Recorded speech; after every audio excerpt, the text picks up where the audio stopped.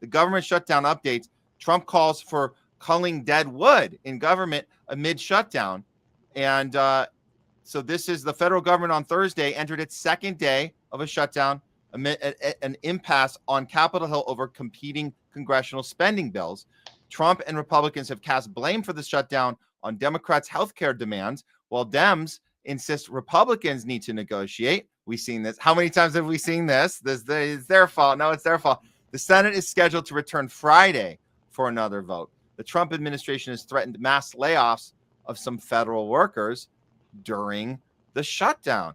Interesting. Well, part of Project 2025 is, unilaterally cutting out a whole bunch of government departments. And Trump is essentially saying during regular traditional government shutdowns, every other one we've had in the past, the government workers affected by it have been furloughed, meaning that they get their back pay returned to them. And once the shutdown is over, they go right back to work. Trump is saying that a lot of the people who have been paused who are not going to work because of the shutdown simply will not return. That was so it's essentially a shortcut to cutting a lot of the government spending. And I'll be honest with you, there probably is a ton of waste going on in those programs. So it might not be such a terrible idea to try to get rid of some of the waste and introduce some efficient programs. But if you look at what happened in Project 2025, Trump denied all connections to it during the campaign because there were extremely unpopular parts of it that were circulating around the internet. And then as we are into office now, we can see that he's surrounding himself with the authors of Project 2025. And a lot of the stuff that was listed in it is in process, it's in progress already of happening. So Trump tried to distance himself from it, but he surrounded himself with the authors of it, put them in positions of power, and we're seeing tangible progress towards these goals. And this latest government shutdown and how it's going to be weaponized is just the latest example of that. Wow. Yeah, I mean, these are some of them haven't started yet, but it looks like if you go through each one, we got a few at the 100%. They did accomplish the U.S. aid, but when the six objectives, is one of the objectives redistributing the money to the people? Because we remember when the U.S. aid went shut down, Jay, we were thinking, oh, wasn't there somebody got out the calculator and said, hey, if we did the math, we're going to be getting $5,000 a piece. Every taxpayer, $5,000 a pop, but it never occurred to them that money wasn't just going to be reallocated some other shady place. Is that one of the objectives? I guess I'm saying it says 100% done with USA. Does that mean that money was reallocated into another shady department? No. The whole purpose of that was to empower Marco Rubio, because before there would have been some separation between the State Department and USAID, and all they're doing is they're taking the funds and the programs that were going through USAID. They're ripping the mask off and they're distributing it through the State Department instead. So there's zero separation between, the aid that government is giving out, which is supposed to be, to help people and not political, and our actual political establishment. They've just erased any euphemism, to hide what's going on. The same thing with the Department of War. In a way, it's good because we knew that our Department of Defense was strictly used for offensive purposes.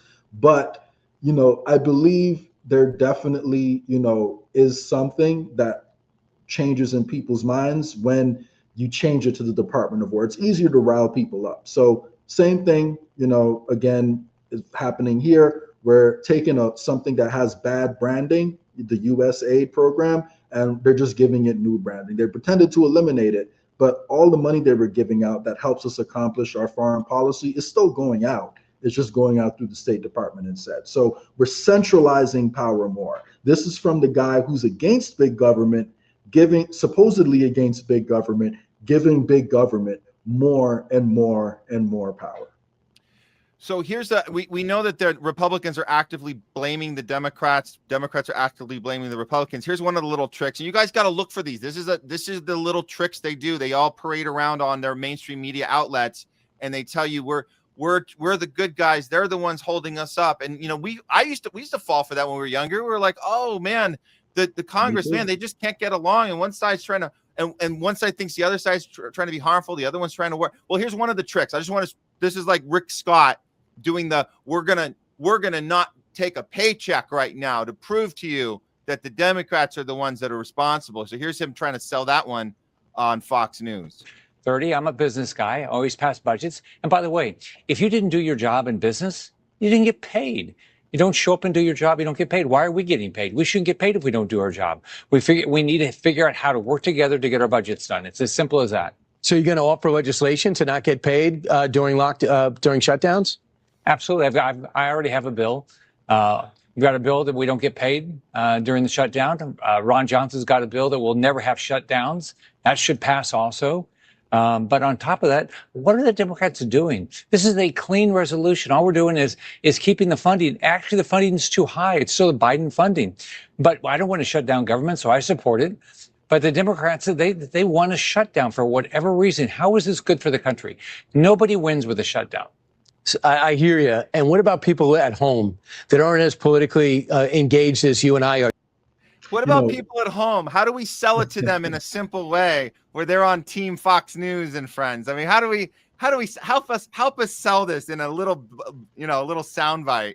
I mean, this is crazy. Let me play one more, because this is Trump before the shutdown telling us all the things he's going to accomplish in the shutdown. So apparently it looks like he kind of wanted this to happen. Obviously, here's a couple clips of him. We can come down from shutdowns. We can get rid of a lot of things that we didn't want, and they'd be Democrat things. We can do things during the shutdown that are irreversible, that are bad for them and irreversible by them, like cutting vast numbers of people out, cutting things that they like, cutting programs that they like.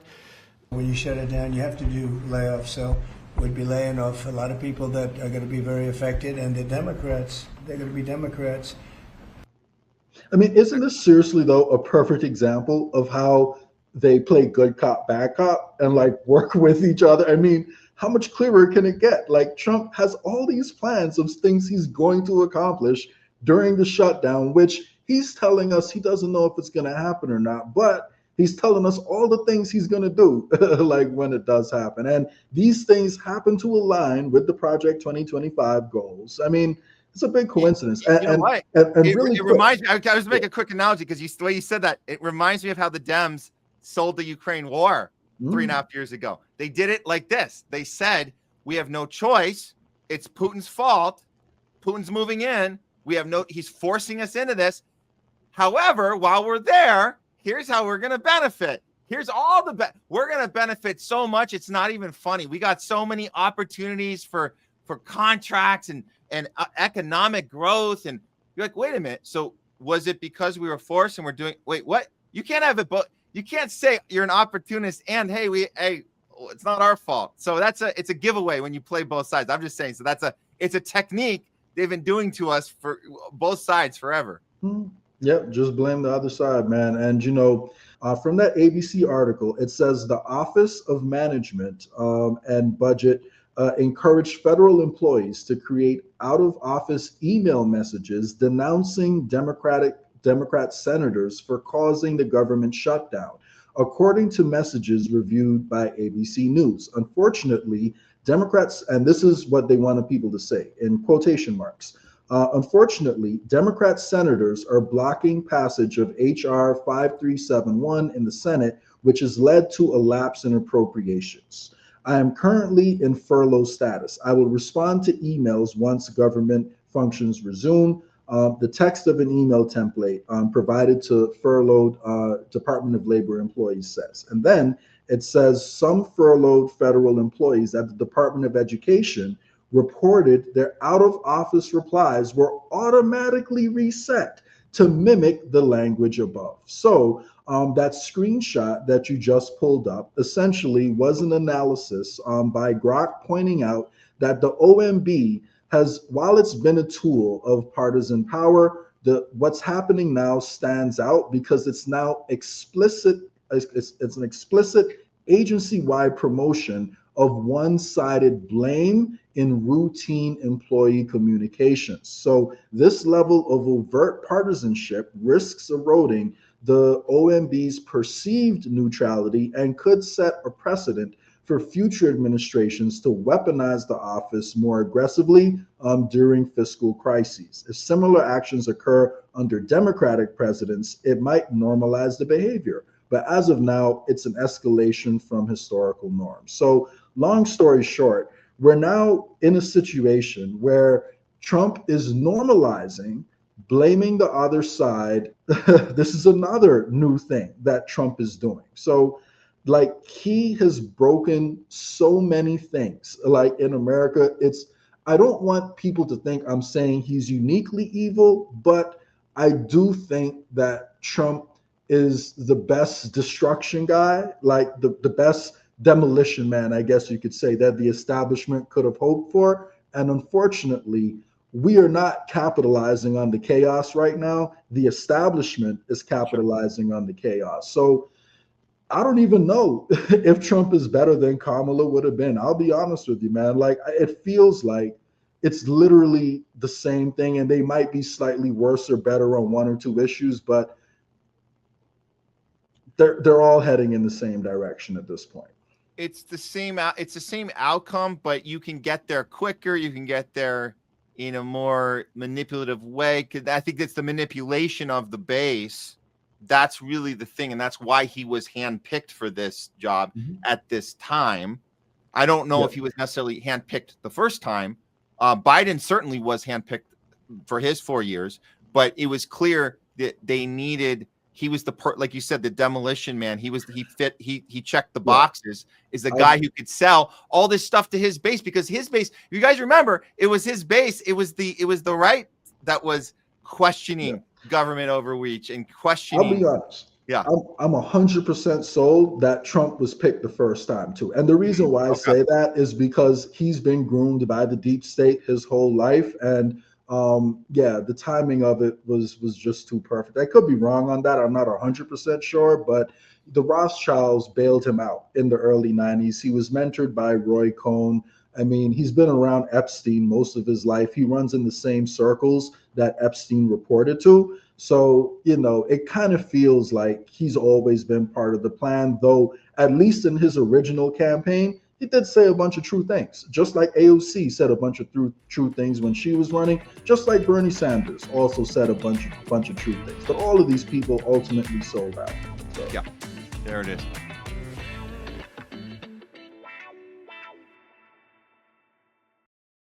Okay, let me take a moment to introduce you to our good friends over at World Harvest Food Bank right here in LA. World Harvest has been serving families across Los Angeles for 18 years now. And they started with this simple idea. Everyone deserves access to healthy, affordable food, no matter what they're going through. With their Cart with a Heart program, families can walk away with a full cart of groceries, fresh produce, dairy, meat, and pantry supplies for just a $50 contribution. That's for the entire cart. That same cart will cost over $300 at a typical grocery store. At World Harvest, everyone is welcome. They don't ask for income verification, ID, or any paperwork. No. Basically, their doors are open to anyone who's doing their best, but just needs a little extra push to get by. If you're an Angelino like me, you know the times have been tough here. First with all the union strikes, the LA fires, and now the ICE raids going on. It seems like we're living in a constant state of uncertainty. And that's why it's so important to support local charities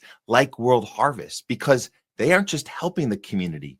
They're an essential function in its very survival. World Harvest is located at Venice and Arlington. And right now, you can use our special discount code THL20 for 20% off your contribution amount at checkout. And if you're not in the LA area, you can still help out with a $50 donation, which will provide a full cart of food for a family by going to worldharvestfoodbank.org or scan the QR code for more info. Or you can just spread the word. Follow them online. Let people know they're here for them, because at the end of the day, it's about providing choice, access, and relief without barriers. World Harvest Food Bank. End hunger now.